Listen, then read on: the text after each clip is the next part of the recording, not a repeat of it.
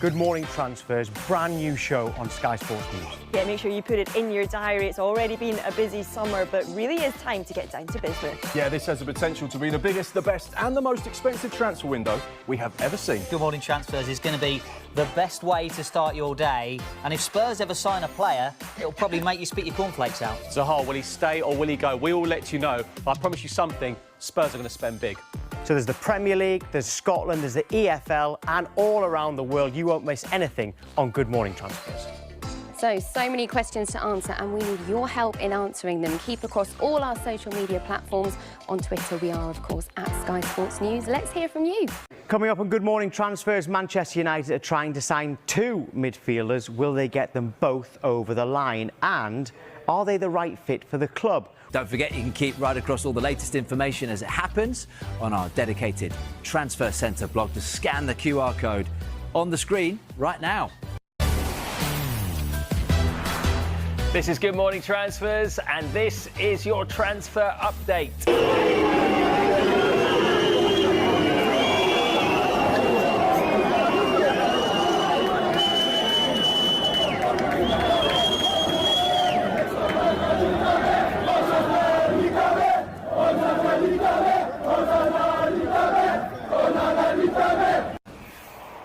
And it is a very busy afternoon. One transfer line to bring you as well from Manchester United.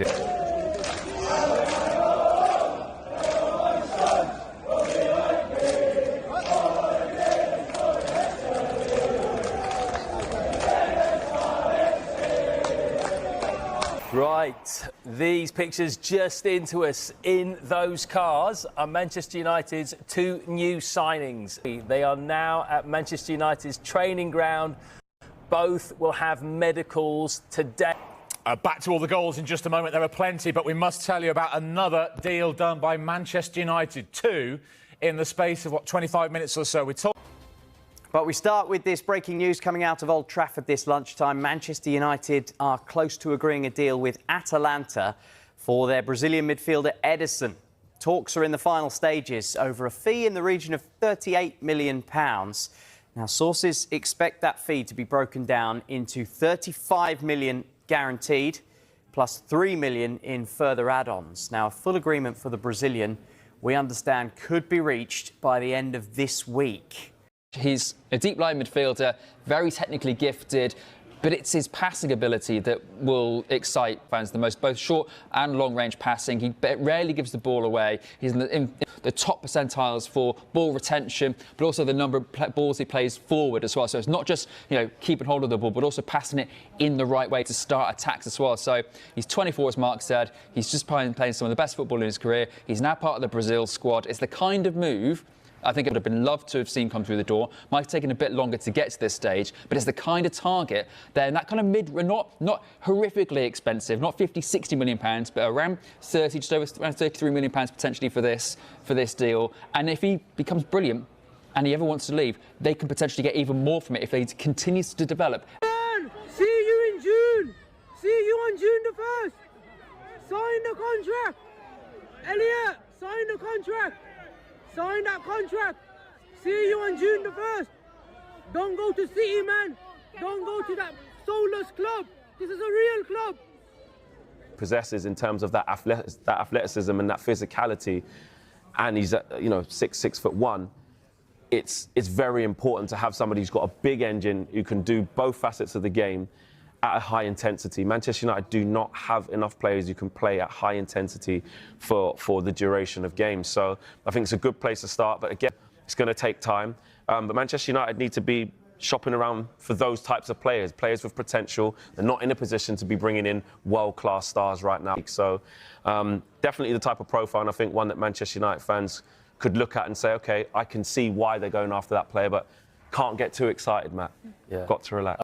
We're at, OK? He had a medical last night. You think Manchester United are getting a real bargain? Yeah, definitely. Really sensible incoming.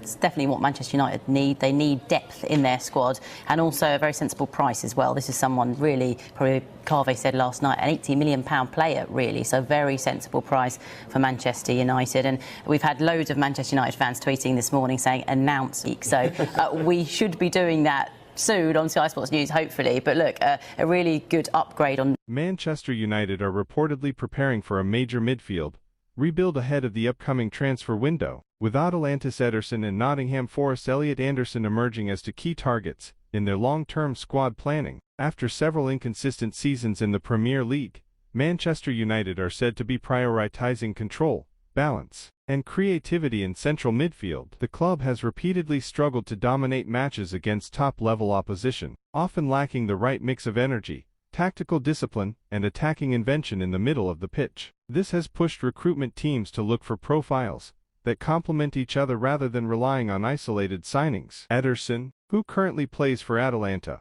has developed a strong reputation in Serie A as a powerful and intelligent box-to-box midfielder. His game is built around relentless energy, defensive awareness, and the ability to carry the ball through pressure. He is also effective in transitions, helping his team shift quickly from defense to attack. At Old Trafford, he is being viewed as a potential anchor for a more structured and physically dominant midfield unit. Alongside him, Elliot Anderson of Nottingham Forest offers a more creative and technically expressive profile, comfortable operating in advanced midfield positions. Anderson is known for his vision, close control, and ability to unlock defenses with progressive passing or intelligent movement. His versatility also allows him to adapt to different roles within midfield systems, making him a valuable tactical option. For Manchester United, the appeal of targeting both players lies in their complementary qualities. Éderson would provide stability, defensive strength, and consistency in duels, while Anderson would bring imagination and attacking fluidity. Together, they represent a shift toward building a more complete and modern midfield structure rather than relying on individual talent alone. However, any potential move is expected to be highly competitive,